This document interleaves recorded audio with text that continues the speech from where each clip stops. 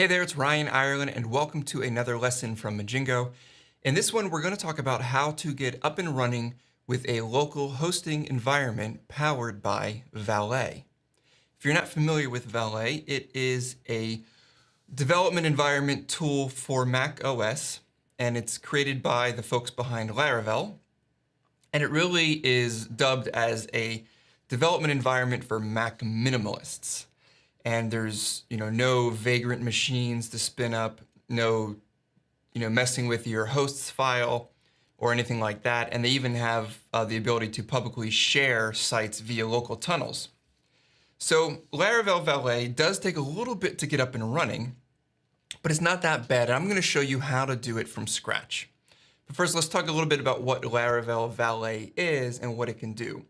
So the main thing is that it is a web server and it runs Nginx, and it also handles all of the host's files and sort of basically the DNS locally on your machine. So you can set up a project, you can have like a directory, and you can tell Valet to link that directory to a domain name like something .test, typically by default, and then that'll be available to you locally. And Valet handles the web server portion of it. You also need to make sure you have things like PHP installed and MySQL and all of that, but we're going to go over all of that together. So this is Laravel Valet, and I prefer this over tools like MAMP Pro or WAMP or XAMPP. Of course, if you're on macOS, you're most likely using MAMP or MAMP Pro. And I did use those for a long time, but I realized that this is actually a much lighter weight, easier setup for me, and creates a lot more flexibility, especially when it comes to things like generating secure sites locally, which I always do. Just Valet makes it so much easier. Now, because Valet does take a few steps to install and does have some dependencies, I'm going to walk through this step by step. And I'm going to use the instructions roughly based on what Jalen Davenport put together on his article, Running Craft CMS 2 on Laravel Valet, and also Running Craft CMS 3 on Laravel Valet. He did these two articles, and I talked with him about these and decided that I was going to use these as the framework for a video lesson. So if you prefer to have step-by-step instructions, definitely check those out. If you prefer to see as you learn, then you can watch this video. Either way, I think both are going to achieve the same purpose. So you can check out those articles. I'll have them linked as part of this video. So a couple things about Valet, and the first is that since it requires some dependencies, we're going to have to do some stuff on the command line. If you're not comfortable with that, then Valet might not be the thing for you because there is no GUI or user interface for it beyond the command line. If you are comfortable with that, or if you'd like to learn, and I encourage you to at least give it a shot because there are a lot of really nice tools on the command line, and it's not that difficult. I think anyone can accomplish it as long as you take it in small steps. The first thing we need to do to get started is install Homebrew, and Homebrew is a tool that makes it easy to install packages on our Mac. After that, we'll jump in and we'll install Composer and then Valet. So if you want to learn about Valet, you can go to laravel.com/valet and you can learn all about it. I'll include links with this video. But for now, let's go ahead and jump into the command line and start setting up our installation. So a couple things about my setup here. This is a brand new installation of macOS, the latest version of macOS. And I did that because I wanted to make sure I was starting from scratch as if I had not installed any of these tools or any of this software before. That's important because a lot of times the instructions that you find online have all sorts of assumptions about that you have this installed, or they make sort of like an off to the side sort of sidebar comment about installing this or that. I want to say to you, if you are running on macOS and you have not installed any of these tools, then you should be able to follow this step by step and get up and running. So I've set this up purposely so we can do everything that is required. So the first thing we do is install Homebrew. So if you go to brew.sh, you can just follow the instructions right here. It says to install Homebrew, copy and paste this right here into the terminal. So we'll do that and let that run. Put in our password. And now we're downloading and installing Homebrew. This will just take a second as things are downloaded and installed. As you can probably notice here, Homebrew is a Git repository that it's then now cloning. All right, there we go. So Homebrew is now installed. Let me clear the screen. So brew doctor, there we go. Now we are ready to brew. All right, so I can now install Composer. Now you used to be able to install Composer via Homebrew, but we are going to install it the old-fashioned way via the instructions. If you've already been using Craft CMS 3, then you, or other projects that require Composer, then you probably already have Composer installed. If you don't, however, you can follow these instructions. We're going to go to getcomposer.org. Now, Composer is a package manager for PHP, and it makes it really easy to define the dependencies for your project. The instructions are really easy. You just want to copy and paste these 4 items one at a time into the command line.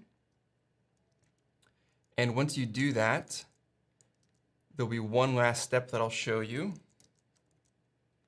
So it's going to go ahead and grab the Composer file and then unlink it. Now what I'm going to do is I move composer.var to user local bin /composer, and this is in my path, meaning that the command line session checks when I type a command whether that name is in one of these directories that I have defined. So if I type Composer, you can see I can now just get all of this stuff here. So there we go. So now we have installed Composer and then moved that composer.var file to user local bin /composer. And you see, I basically renamed it just to drop the .var because I don't want to have to type composer.var every single time. So I just called it Composer, and now it's available right using Composer like that. All right, so the next thing we need to do is to install PHP. So we're going to run brew update just to make sure we are up to date. And then install PHP. So we'll do brew install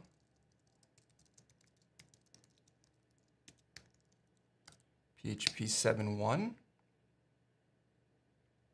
And now we're going to go ahead and fetch PHP 7.1 and install it in our system.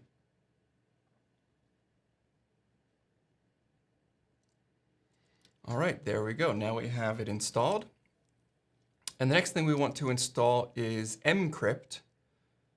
So do brew install homebrew PHP 7.1-mcrypt. And these are all the dependencies that we need. We want to have installed just for our basic PHP setup. And that is installed. And now we want to install a magic. So we'll do brew install homebrew /PHP 7.1-imagic.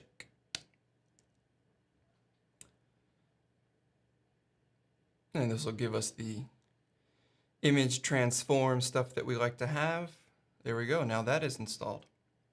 All right, so if I run php-v, you can see I'm running PHP 7.1.7, built in 2017. Of course, PHP 7.2 is the latest. I'm going to run 7.1 on this setup. So the next thing we need to do is install Valet. Now, installing Valet is actually pretty straightforward because we are going to use Composer. Global require Laravel Valet. And now Composer will install Valet for us. And once it's done, we just have to do one other step.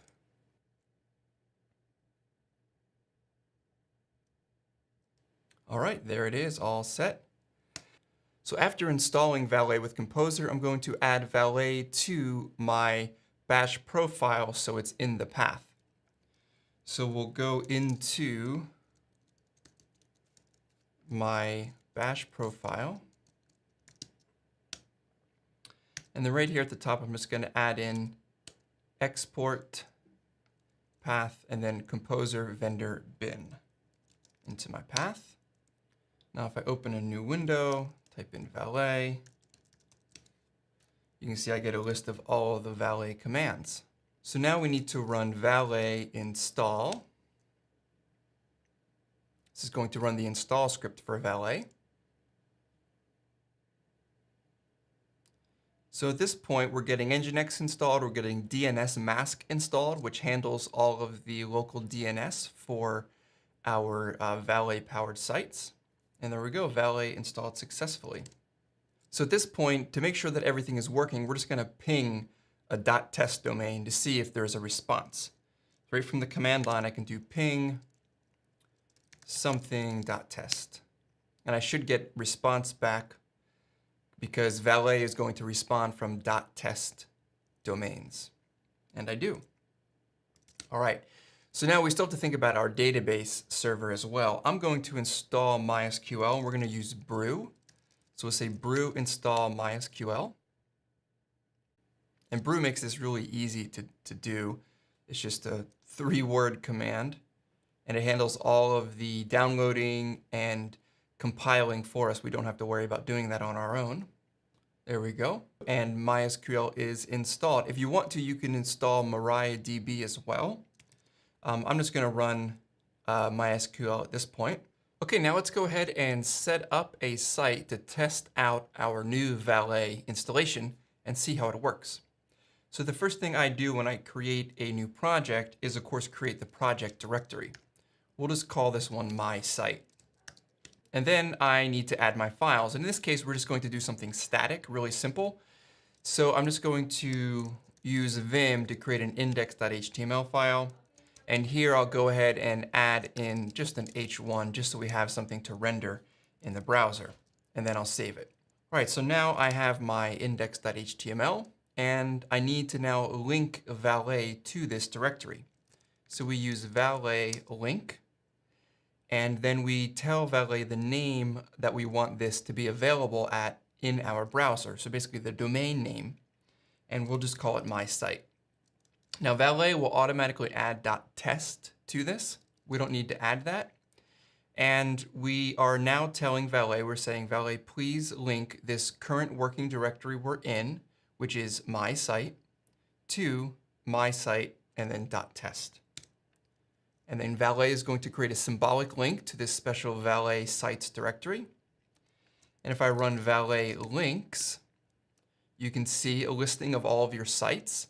In this case, we just have one. It's called My Site. Gives us the URL and the path. Now I'm running iTerm, so if I hit Command, I get this link as clickable. So I click on that, and you can see I have My Site right here at mysite.test. So we're running our first site using Valet. Now a couple of other things we can do here is you can see this SSL column is not marked. If that was marked with an X, it would mean that this site was available over SSL. I actually run all of my local sites over SSL because I just find it to be a best practice. I'm doing that in production and in staging. I might as well do it locally too, just as a best practice. So in Valet, we can say Valet secure My Site like that. And this will set up a certificate for My Site. Now it has to restart PHP and Nginx when it's generating and assigning the certificate. But once that's done, we're going to have Valet make this site available over HTTPS. There we go. So if I do Valet links now, you can see we have an X right here, and I have HTTPS. If I command click in iTerm, you can see I now get the lock, and I'm available at mysite.test. Pretty cool. So we have this all working. Now we haven't done anything with database or anything like that yet. We're just testing that the basic functionality of Valet is working. Now another thing we can do is if you don't want to use .test, you can use something like .dev or .local. So if you want to use a different top-level domain instead of .test, you can do Valet domain, and then whatever it is that you want it to be. Let's say you want it to be dev. And Valet will reset those sites to use .dev.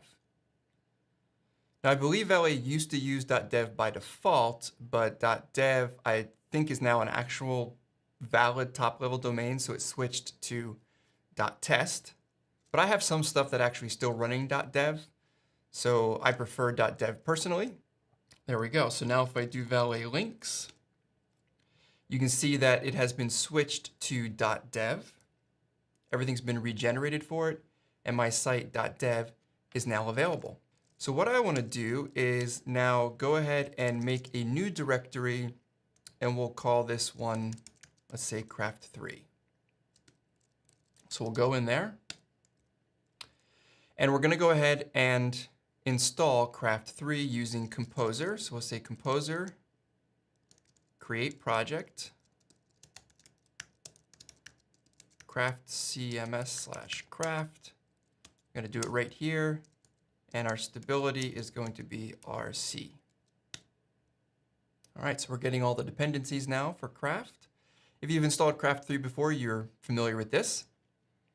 But now we're going to do it all the way to getting our local hosting set up completely.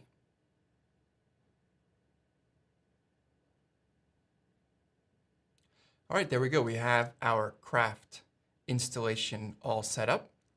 And now I'm going to go ahead and think about my database at this point. So the first thing we want to do is start MySQL. So brew services start MySQL. And now if I do MySQL -u root, you can see I get into MySQL. We have it set up in an insecure way. We're just using the root username with no password, which for local hosting is completely fine. Obviously, you would never do that on a production server or even a staging server or any public server. So at this point, I want to do create database Craft 3. All right, so we have our database. So if I do show databases, you can see we have our Craft 3 database. That's all I need to do, and I can exit out.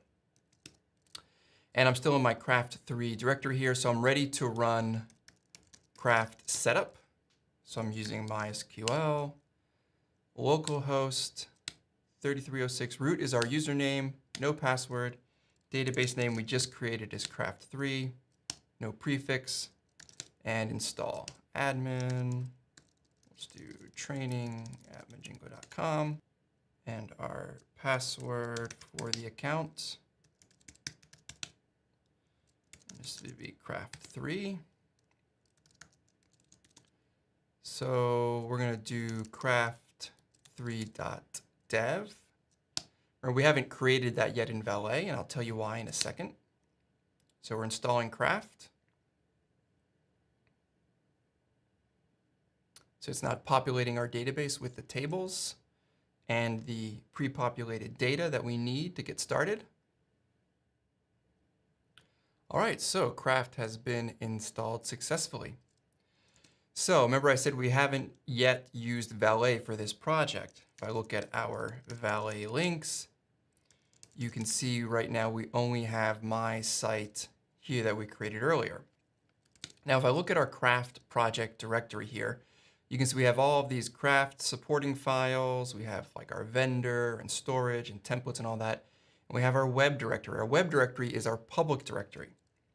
So I want to go in there before I start to use Valet, because we want to point Valet at the public directory, at this web directory, since that is, what the web server needs to point at. And then once in there, I'll say Valet link, and we said we wanted to call it Craft 3, like that. And it's going to create a symbolic link to this web directory for Craft 3, in this case, craft3.dev. So now if I look at Valet links, you can see we have Craft 3 here. Let's go ahead and secure that. So we say Valet secure Craft 3. And it's going to restart PHP and Nginx, generate that certificate, and assign it. And then we'll be good to go in just a second. All right, so now if I do Valet links, there we go. We have Craft 3 is now linked up here. So if I go to Craft 3, I get a 4 of 4 because I don't have a template for the home page. However, if I go to /admin, there we are. We get our Craft 3 site, and I can log in using the credentials I generated when I set up the site in the command line. And now we have a Craft 3 website running via Valet and using secure connection via TLS or SSL. Technically it's TLS, but HTTPS. And we are all set. And now we have a nice, properly running and very lightweight, easy way of getting up and running with Craft locally using Valet. So I hope you enjoyed this. If you have any questions, you can drop them in the comments that are part of this video. If you want to, you should look at the instructions for installing Valet as well, right on the Valet website, as well as the 2 articles by Jalen running Craft CMS 2 on Laravel Valet and running Craft CMS 3 on Laravel Valet as well. If you have any questions, please drop them in the comments. I'm happy to help. You can also shoot me an email, support@majingo.com. Thanks for watching this lesson, and I'll see you on the next one.